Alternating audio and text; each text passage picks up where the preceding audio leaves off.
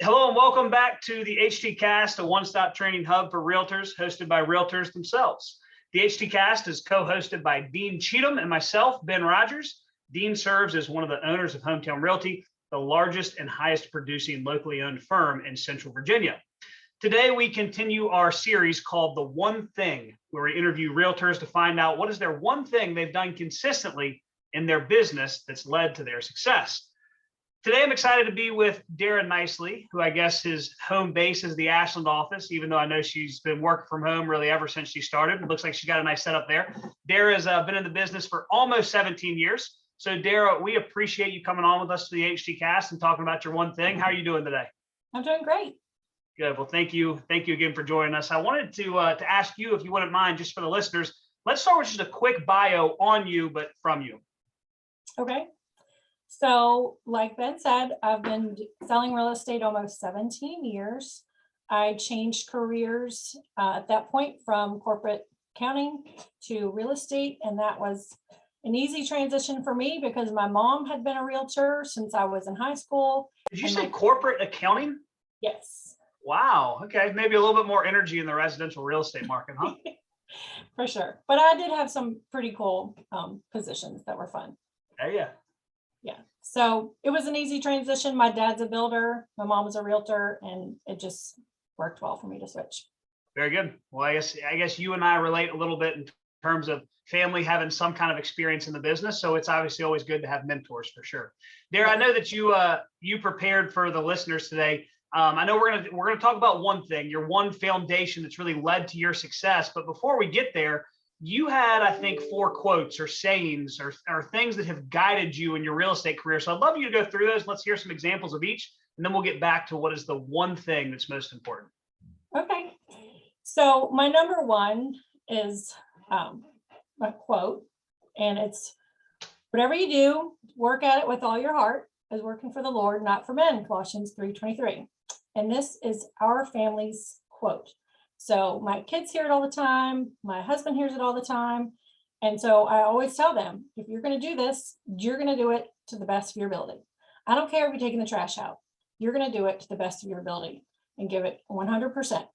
So that is how I approach my work, is I'm going to do it 150% as much as possible. Right. Not all the time, but I try. That's my goal, is to just give it all I've got and to do it to the best of my ability. Absolutely. So that in turn looks like, for me, in real estate, is providing most exceptional customer service and communication with my clients, because I want the process to be as simple as possible for them.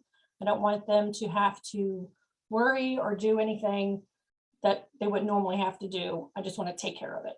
Absolutely. Well, one thing that I've learned from real estate is that as the realtor, Dara, it's not your responsibility to make decisions for the clients. It's your responsibility to simplify the decision-making process for them. They're the ones that are making the decisions. You're there to simplify, and you're able to do that through exceptional and consistent service and communication.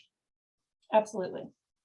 Yeah. So whether you are preparing for a listing or to show buyers homes, you need to be prepared, and you need to be prepared 150%. So when you go into a listing appointment, you need to know your stuff. Like, Absolutely. You're not walking in blindly. You know the comps. Most likely you've seen the comps. I can't tell you how many times I've been going through the listing presentation being like, well, yours is way better than this one because that one was blah. But whatever reason it is, but you won't know that looking at the MLS information or the pictures online. You have to know if I'm actually going to see it. So do your homework before you show houses or list a home. Just be prepared. Right. What's number 2? So the second one is the early bird gets the worm. There you go. And this looks like different things. So I, like Ben said, I have worked from my home office since day one, but I still have an alarm clock that goes off every morning at 5:40, and I get up and I get ready and I'm ready to go. And whether I have 0 appointments or I have 10 appointments, I am dressed and ready with makeup and jewelry. And no matter when you see me, you're going to think I'm having a busy day because I'm ready for the day. It also means like you're the first one to call someone back. So the early bird gets the worm. So there's hundreds and thousands of agents out there. If you're not the first one to call them back, they're going to go on to number 2. Right. So just being quick to respond, answer your phone, call people back immediately, as soon as possible. And what time did you say it was your alarm set for? 5:40. I think the best thing about what you just said there is that it doesn't matter if you have 10 appointments or 0 appointments. 5:40 a.m. That's the deal. It's commitment to yourself, right? Yeah. I usually do have lots to do, but even when there's seasons, and I'll talk about this next, which leads right in, make hay when the sun shines. Yeah. So I've been in this business long enough to know there are some years that are fantastic and there are some years that are not. If the economy changes like it did in 2007 and 8, you got to be prepared for that. Or it could just mean you have a really busy season of craziness, but then maybe you'll have a little break. So during that break, I use that time to catch up on my QuickBooks or catch up on organization or the things that get pushed aside when you are insane. So just, making the best of whatever opportunity you have right then, whether it's you're busy listing, or you have a week or two to catch your breath and catch up on things in the office. Right. And Fantastic. then the last one is work hard, play hard. Yes. So I love that because I have found that you will work and work and work and you don't want to get burnt out. So I think if I'm here, I will work 7 days a week. If there's an opportunity, I'm going to take it. I'm going to work. So Right. just remember to take some time, whether for me, I can't do it here. I have to go away or I'm just going to work. So to go away and just rejuvenate and relax and rest, whether it's for a weekend or a long weekend or your family vacation, just make sure you take that time to rejuvenate. Absolutely. Those are great. So the 4 things that I have is number 1, whatever you're doing, do it with all of your heart. Number 2, early bird gets the worm. Number 3, make hay when the sun shines. Number 4, work hard, play hard. Yes. I think those are awesome. That's an awesome 4-pointed list to guide your real estate career by, but also your life for sure. I want to go back to what I know is the most important, and that's number 1 to you. Can you read again that verse for us? Whatever you do, work at it with all your heart as working for the Lord and not for men. Colossians 3:23. I've got to imagine that when you first started selling real estate, there had to have been some times when maybe you didn't have as much business as you would like, or maybe in the slow seasons, right? When the sun's not shining, if you will, right? You don't have as much business as you would like. How do you still force yourself to work at it with all of your heart when you're not really seeing the fruits of your labor? Well, there's always something you can do. So if you're not actively listing a home, you can do trainings. You can listen to podcasts. You can spend time with a mentor or other people in the business. There's always something you can do to make your career better, even if you're not actually busy at that moment. Right. Now, after this many years, I don't have that much time, but at the beginning of the career, Which we're grateful for, right? We're grateful to have a lot to do. yes. And sometimes the sun shines for 18 months. That's right.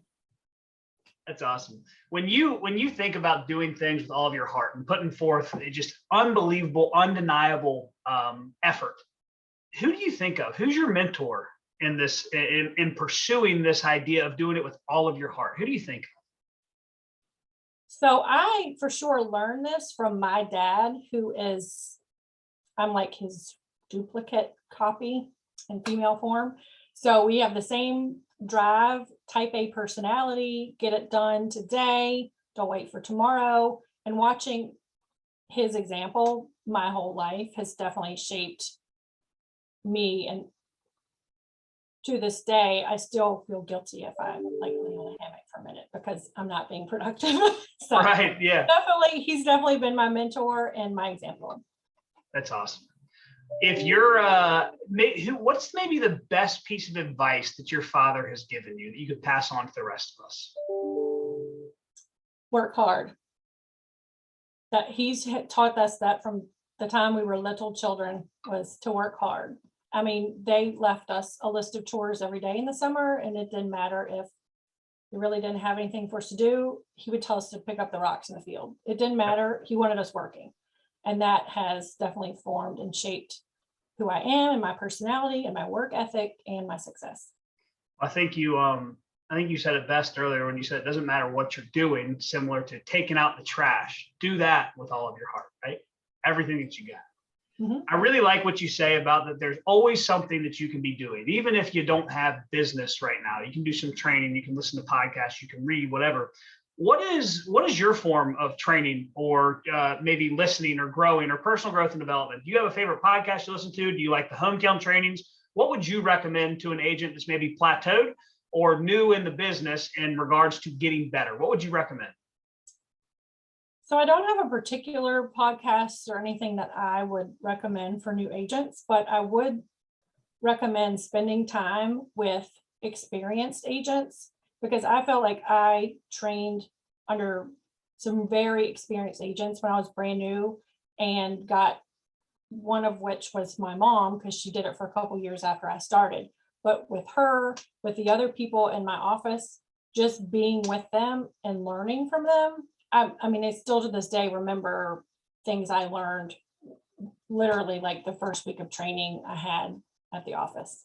So just spending time with other agents at this point, I don't do that a whole lot. And Dean will tell you I don't bother him a whole lot with questions, but when I do, like, I know he's going to call me back and help me out. Or our Ashland office, if I go in, we help each other out. If I have a question, I'll run it by them. If they have a question, they'll run it by me. So just don't be afraid to ask others in your office. I mean, they will help you. That's the best part about Hometown Realty. We're a big family, and look, it doesn't matter if we're talking about trying to generate clients to buy and sell houses to, or we're looking for help. If you don't ask, the answer is always going to be no, right? Right. Yeah. And even if you overhear a conversation in the office, right. I remember thinking, oh, you don't even want to show that piece of land. It's swamp. And they were like, oh, I didn't know. Well, that's why it's been on the market so long. Like, yeah. Right. That's right. Well, Dara, we really appreciate your time today. I know a lot of people are going to learn a lot from you for sure. And when it comes down to your one thing, it just sounds like whatever it is that you're doing at the time, do it with all of your heart, whether you're training, whether you're being mentored by somebody else, or you're working with the clients, providing exceptional service and communication. So thank you very much for all you do for your clients, you do for Hometown. Do you have any last words for the listeners before we sign this thing off? I don't know why I need to reiterate this for anyone, but just to be ethical, like be of good character. Like even when no one is looking, do what's right. And it's so easy in this business to try to not, but no one transaction is worth doing something wrong that would ever take away your license or ability to do this. So just always stay ethical. A lot of times it's easier to do the wrong thing, right? Absolutely. So just whatever it takes, do the right thing all the time. That's awesome. Well, Dara, thanks again. We'll go ahead and wrap it up for today's episode and interview with Dara Nicely. Dara, we really appreciate your time. To the listeners, we appreciate your support, and please remember to share this interview with new and experienced realtors who you think would find some benefit. Signing off, she's Dara Nicely. I'm Ben Rogers, and thanks again for listening in to the HT Cast.